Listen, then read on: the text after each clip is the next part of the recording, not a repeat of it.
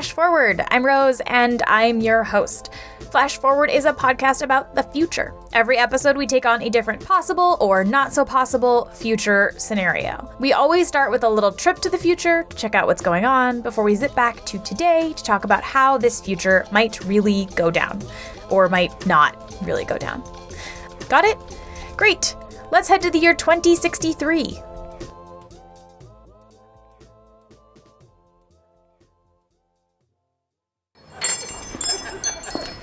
Fáilte an féidir am Carolat. Irish, hi there, can I help you? Hi. Yeah, I'm looking for a place to stay for the next 3 nights. Do you have any vacancies? Níl aon seomar príomhbháideach ar fáil. We don't have any private rooms right now, but we do have a bunk in our communal room open. Okay, that's fine. How much is it? 45 euros. That seems like a lot for a shared room. Well, we do poetry readings every evening and you get a free ticket with your stay. Okay, I guess I'll take it.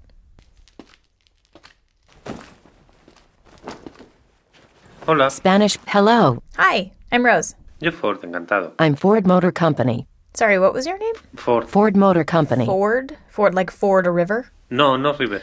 Ford. Okay, Ford. Got it. Vaya, lo siento, Do you want debe to ser go duro. see the poetry Piensa reading? agitar. I Creo think que it's empieza starting soon. Sure, just let me put my stuff away.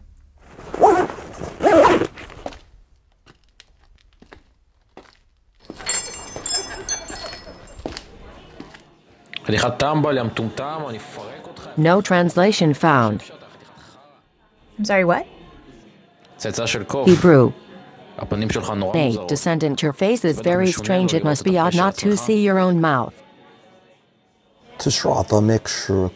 Seeking language.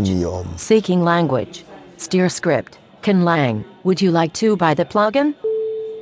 Hey, can I buy you a drink? Oh, no thanks. Okay. Have you been to a poetry reading here before? No, I just flew in today. What are they like? Oh, you are in for a treat. They are interesting. Really interesting. Nothing else really What kind like of it in the poetry is city. usually? Oh, all kinds. But, I mean, I know the point of these readings is that they're bad poetry, right? What? Yeah,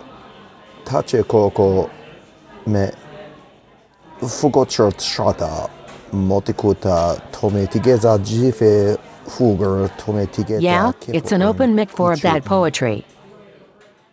The worst poetry people can write. That's the point.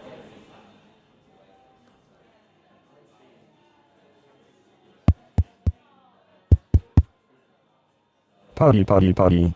Green potty, grumpy toddy morning. Midsummer groaning nutty. Discovery, oh. Potty. So this week, we're talking about universal translation, a babelfish. The babelfish is small, yellow, leech-like, and probably the oddest thing in the universe. It feeds on brainwave energy, absorbing all unconscious frequencies and then excreting telepathically a matrix formed from the conscious frequencies and nerve signals picked up from the speech centers of the brain. The practical upshot of which is that if you stick one in your ear, you instantly understand anything said to you in any form of language. The speech you hear decodes the brainwave matrix. Now, it is such a bizarrely... Every few months, there seems to be a news story about how some company has invented a babelfish. Star Trek-like universal translator comes to Skype was one headline I saw. The language barrier is about to fall is another headline. The future is now. But machine translation is actually still not that great. And these overhyped stories are, let's say, frustrating to the people who actually do translations for a living. What I think frustrates me more than anything is there is so much journalistic drivel out there today when it comes to language. There are these little short pieces that don't go beyond maybe 300 words, and they have these hyperbolic headlines that say, language barrier defeated, Microsoft Skype Translate takes care of all of your language needs. And people that go for the quick soundbite read that and they're saying, okay, problem solved. Oh, so it's all good. I'll just download it to my tablet computer or my smartphone, and away we go. But reality is seldom that simple. That's Barry Slaughter Olson. He's the founder of a group called Interpret America, which is more or less a PR group to tell people about the work of translators and interpreters, people who work in the so-called language services industry. Within our profession, there has often been an idea that good translators are never seen or heard of. They do such a wonderful job that people don't realize they're reading a translation. Or good interpreters do such a good job that people forget that they're listening to an interpreter as someone else speaks in another language. When we do our job really well, we disappear. And from a PR standpoint, I guess, if you think about that, the better you do your job, the less people realize you're even there. Hence, over time, they'll think, well, do we need interpreters, or hasn't that been resolved by technology? So it's Barry's job to tell people about what translators and interpreters do. And there is, I learned, a difference between those two things, between translation and interpretation. Translation is written and interpreting is spoken. So if you need a piece of paper or a document translated, then it's going to be a translator that would do that. If you need to speak with a potential business partner from China, you need an interpreter. So just a simple difference, but one that many people don't understand. So yeah, I had no idea. So there you go. I've already helped achieve another victory for Interpret America in explaining the difference between translation and interpreting. Put it on the big scoreboard. Yeah. Hey, we keep track. I've another hash mark here on my wall. Now, if you are, say, an English speaker living in a country and community where English is the dominant language, you might not realize how big the language services industry actually is. To demonstrate just how much translation touches everything around us, Barry challenged me to a little game. Pick an industry and let me see if I can tell you where translation and interpreting would be applicable. Oh, this is fun. Okay, let me think. Dog walking. Dog walking. Well, let's say that perhaps your dog walker does not speak English. You may have to find some way that you would actually be able to understand each other. It may be on a very rudimentary level, but you need to know when they should show up to walk the dog and when they need to be back, and then you have to negotiate how much they're going to be paid. But wow, that's one that I don't know off the top of my head where there's been a requirement for an additional interpreter to be there. That might be one of those areas where Google Translate or one of the other machine translation engines now available on a smartphone may be able to help you get by with your non-English speaking dog walker. Give me another one. I stumped you. Okay. How about movies, like TV production and movies? TV production and movies. Let me give you a really good example. Let's take Downton Abbey, a very popular series. It's become an international phenomenon, and not everybody understands that beautiful British English. And so there have to either be subtitles or there has to be dubbing of the dialogue. So if we really could perfect computerized translation, all of this could simply be done by machines, which has some serious consequences for people's jobs and the economy. According to one report I found, the translation services industry is expected to be worth $37 billion in 2018. According to the U.S. Bureau of Labor Statistics, in 2014, translation and interpreting employed 61,000 Americans. Now, you often hear about robots coming for people's jobs, and this is a place where that could happen. Technology really has become a huge elephant in the room, if you will, for translators and interpreters, because there has been such progress made towards improving productivity for written translation, and then you have the whole issue of machine translation, that is really shaking up the industry significantly. But we're still really far away from that. You've probably witnessed some Google translation fails of your own. A couple years ago, I was in Portugal and a menu was advertising filthy soup. We figured that had to be a mistake, that filthy soup is not something any restaurant would actually advertise. And we worked out that it was soup that had pork in it. Pork had been turned to swine, and swine had been translated to filthy. Filthy soup. Last year, a small town in northwestern Spain was holding a culinary festival celebrating something called a grello, which is a leafy green vegetable that's really common in the region. They wrote their promotional materials in Galician and used Google Translate to convert them to Spanish, but Google Translate messed up.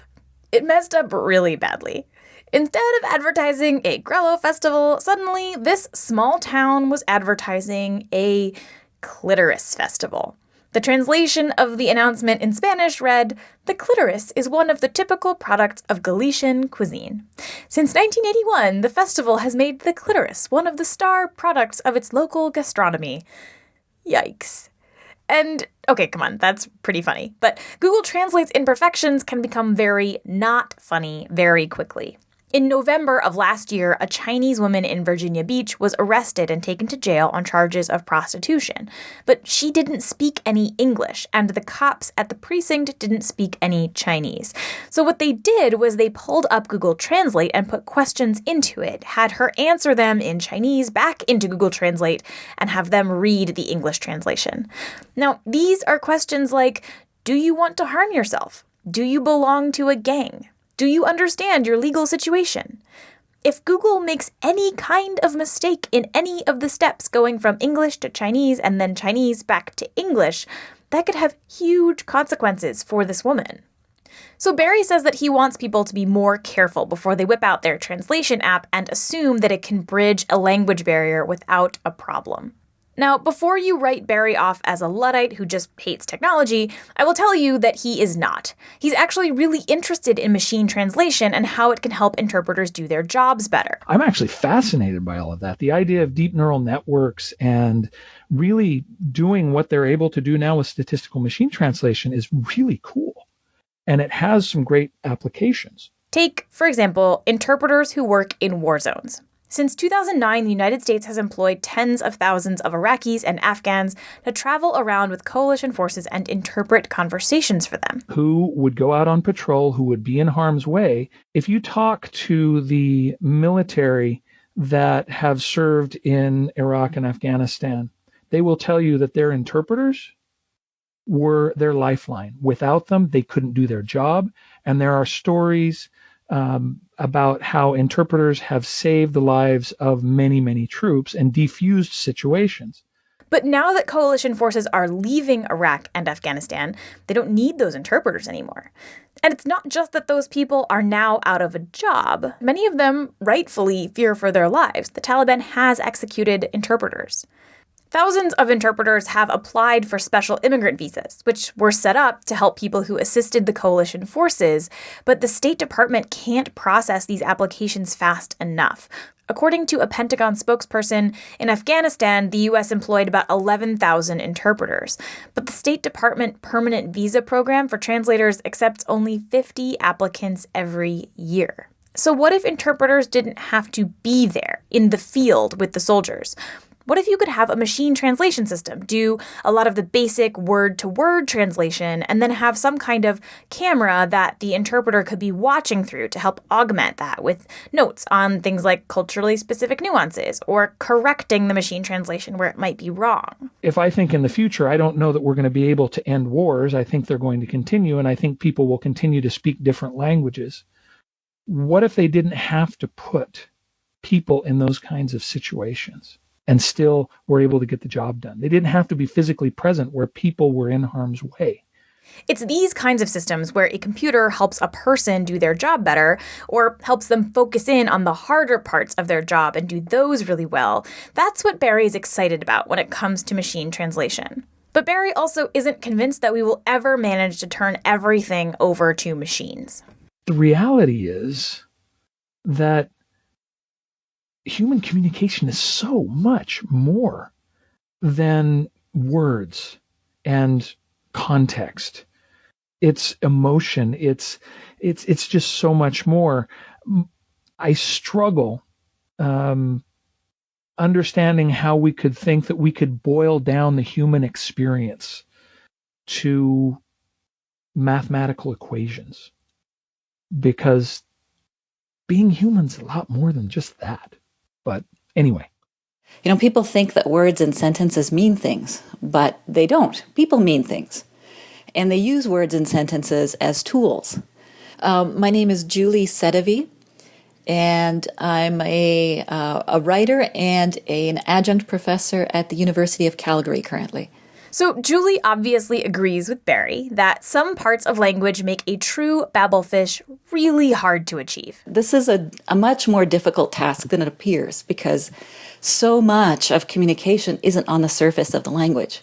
You go up to someone that you've seen a few times, maybe you've had some casual social interactions, and you say, "Hey, I was thinking of seeing a movie tonight. Do you have any plans?"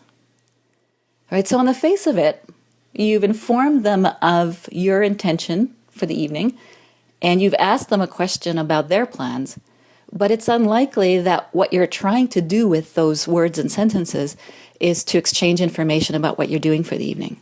If it's someone that you know very well and that you've spent a lot of time hanging out with, maybe you're just inviting them to a movie. But if it's someone that you don't know well, and you don't have a history of hanging out, that becomes a little bit more loaded as a request.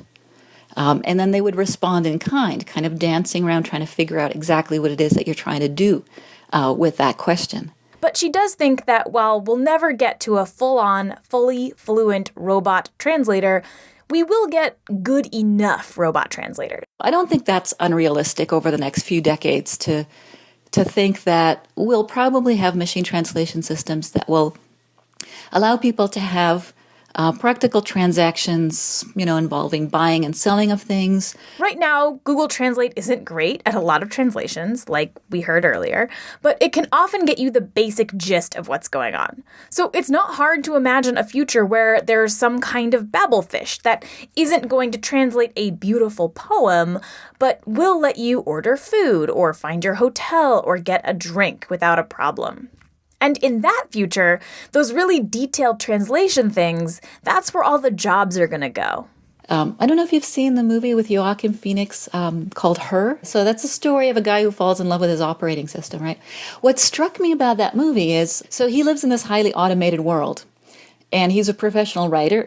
There's no evidence that he has any technical skill or competence whatsoever. He's a writer, and his day job is to show up at an office and compose personal letters for people, for clients. And I thought that was really interesting and in a sense kind of realistic, in that if you imagine a universe where a lot of the regular linguistic functions are being taken over by automation, what's not is exactly those really complex, subtle aspects of communication that would be present in letter writing personal letters. But what if we did have a really, truly fluent machine translation system? What would that be like? When we come back, we're going to talk about all of the ways that this system might change our lives, who they would work best for, and how they might be meddled with. But first, a quick break. This week, I have a really fun little announcement from our friends over at Geek and Sundry. They're teaming up with Inkshares to find the next great undiscovered works of hard science fiction. Are you looking to publish a novel or know someone who is? If so, and I have a feeling that some of you might be hard sci-fi lovers, this is a contest for you. The contest runs until May 16th, so you still got some time to submit your work. And if you're not a writer, but you love to read hard sci-fi, this is for you too, because the winners are actually chosen by readers. The top 3 books will be published by Inkshares, and they'll each get a consultation for scientific accuracy with scientists at the Science and Entertainment Exchange. Now, if that's not incentive enough for you to submit your work, one or more of the winning pieces will be selected by Geek and Sundry to be in their debut collection on Inkshares. And that includes the opportunity to turn your story into other media, like movies, TV series, and digital productions. So go submit your work or read the submissions already available, inkshares.com/contests.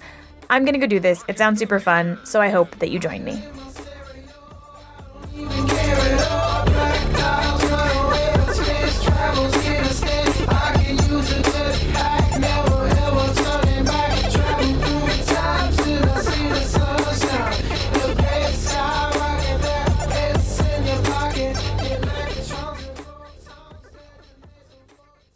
So this week we're talking about a future with universal translation machines, where the language barrier really has fallen. We've talked about what translation and interpretation actually are, and we've talked about why it would be so hard to create a really truly fluent system. But this is a podcast about the future. So let's say that we've solved all of these problems and we actually really have this thing, a babelfish. The first question I had was whether or not this would change how fast people lose or gain languages.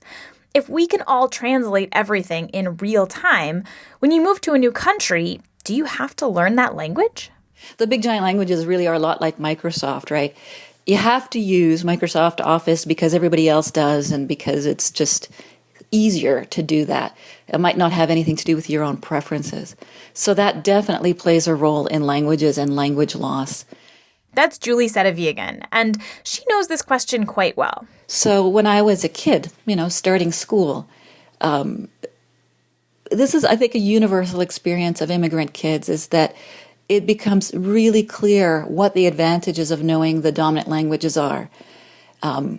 Those benefits far outweigh, in many cases, the benefits of knowing your family language. The pressure to integrate with friends socially, right? As soon as you enter a social environment that's outside of your immediate family, you become really aware of the requirement to learn this language. So in much of my early life, that was really where my linguistic energies were focused. And my heritage language, Czech, became less and less relevant because the social context in which I spoke Czech was very, very limited. And of course, the costs of not speaking Czech declined over time as well as everybody in my family learned English. We didn't really require Czech anymore to communicate with each other. And she doesn't think that social pressure is going to change, even if technically we can all communicate using these devices. So what it wouldn't do, I think, is stop immigrants who come to a country like the United States or Canada, for example.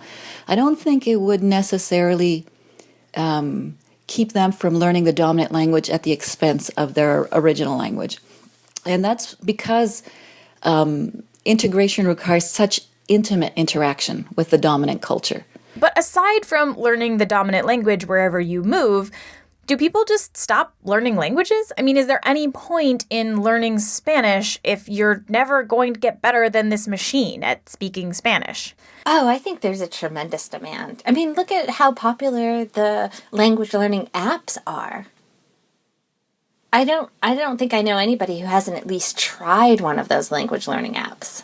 That's Erin McKean. And I run worddict.com, the world's biggest online English dictionary. I don't know anybody who thinks that learning another language is a stupid thing to do. Like, it's not like, I'm going to go base jumping, right? No, I'm gonna learn Portuguese. It might say, maybe there are better ways that you could use your time, but learning a language is considered to be good in and of itself. So while people might not have to learn a language to get by, they will still want to learn a language because they want to be the kind of person who learns languages. And there are all sorts of things like today that people do as weird hobbies that 200 years ago were just stuff that you had to do every day. Like anybody probably who bakes bread who's not a professional baker is so far past like the people who used to bake bread every day because they wanted to eat. Now they're all artisanal and they post lots of Instagrams, Once language learning becomes a commodity that is available to everyone, there are always going to be people who do it in a kind of recreational, artisanal way. And even if machine translators are really, really, really good, people are still going to value human translation, just because we like humans. Oh, it'll be a luxury good. Like, you know, if your mass market novel will be machine translated into every language on Earth, but, you know, bestsellers are going to have it written into their contracts that they get a human translator. And it'll be it'll be like a little sticker on the front of the book, just like if your book's picked by Oprah. It'll say translated by humans. And I think it will become like a star-bellied Sneetches situation where people will differentiate between those speaking a language, quote unquote, naturally and those speaking a language with augmentation. And so there'll be an arms race for smaller and smaller and smaller and less obtrusive babelfish, and there'll be web pages that will help you decide whether, like, the romantic prospect you're talking to really speaks your language or is babelfishing you. And because it's a luxury good, people will also probably try to fake it. There'll be a whole, like, internet forum of translator conspiracy takedown groups where they, like, do machine translation against the same work that the human translator has done and try to prove that they used machine translation instead. There'll be translator truthers. Now, like anything that humans train, these systems are only as good as the data that they learn from, which means that there will be all kinds of bias coded into these translators. Who's going to decide whose language is worthy of being the model for the input to the system? Because it's not going to be the language varieties that we deprecate now. It's not going to be the language of teenagers. It's not going to be probably women's language. For English, it's almost certainly people are going to say, oh, we don't want to put in African American vernacular English. All the language varieties that are discriminated against unreasonably now are certainly going to be discriminated against as inputs for machine translation. In other words, the early systems will almost certainly be based on the way that rich white dudes talk. But eventually people will want things that sound like themselves. And here's a thing that you should totally invest in when it gets invented. Branded language plugins. I think that we'll see celebrity branded plugins. So young Chinese women are going to buy the Taylor Swift plugin for English so that everybody will sound like Taylor Swift. Yeah, it's like the perfumes, but like way more. So you can smell like her, you can sound like her. It'll be a licensing opportunity. And they'll go back and digitize, you know, Marilyn Monroe and Elvis and all those other people who've, you know, have estates overseeing their likeness rights. But beyond being branded or biased, the system could also be gamed. There's this technique called Google bombing, which is basically a way to prank Google results. And you could do this with machine translation. The idea is that you link a certain word or phrase with a certain translation over and over and over again online, so that when a system like Google Translate is learning and comparing texts, it learns your bogus translation instead of the one that it should know. So let's say that you wanted to basically prank the entire French language. What you would try to do is have as many parallel texts as possible that for the French phrase, I don't know, liberté, égalité, fraternité, right? It translated in English to barbecue potato chips. Or something else ridiculous. Freedom fries. Freedom fries. Something, yeah. And so then anyone who used the system and wanted to say that phrase in English, it would sound absurd. Now, this isn't easy to do, but something like it has been done before, and you know that people will try. And a few years ago, there was this weird sort of conspiracy theory about a secret code living inside Google Translate. For a while, when you would put the standard Latin placeholder text that people use to indicate that words go in this box, you know, the like lorem ipsum, etc., you got some weird results. So lorem ipsum was coming back as NATO. It stopped happening pretty quickly, but there were plenty of tinfoil hat conspiracy theories about it.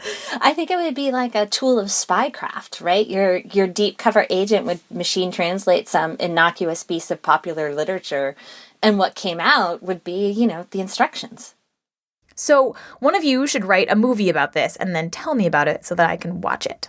Now, anytime people talk about universal translation, there are questions about whether or not this is going to make languages less complex.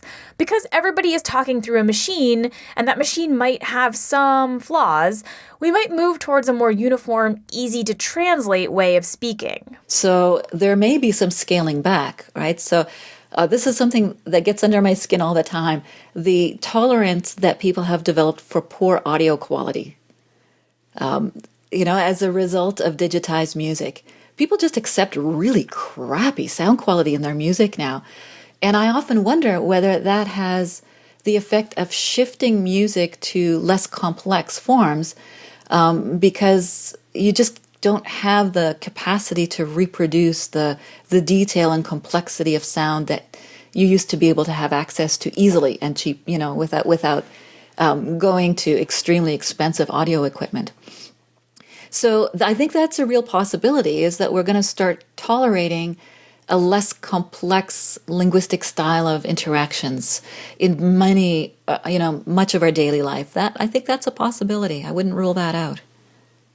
Yeah, it's like the Beats by Dre version of language. Yeah. But Erin says that also the opposite could happen. As a dictionary editor, I'm always like, well, what's in it for the words, right? And I would see that it would be really interesting if it caused this explosion of loan borrowings across languages. So let's say you say something in English, it gets translated into French, you see, ooh, that French word looks really cool. I'm going to start using it to mean that when I speak English without the plugin. Because English borrows words from other languages all the time, and other languages borrow English words too, although mostly for like technical and scientific stuff. But if it kind of just started this giant word swap across all the languages, that would be really cool from my point of view. Plus, it might make us all more willing to try big words that we used to be scared of. Yeah. Oh, actually, this would be my favorite unintended consequence, which is that people would be way more comfortable using 50-cent words because they would know everyone would understand them, and they would use them because they're fun and awesome and cool, and oftentimes the most precise term. And you wouldn't feel like, oh, I'm going to sound like a snob. You would say, oh, I'm using a cool word because I can.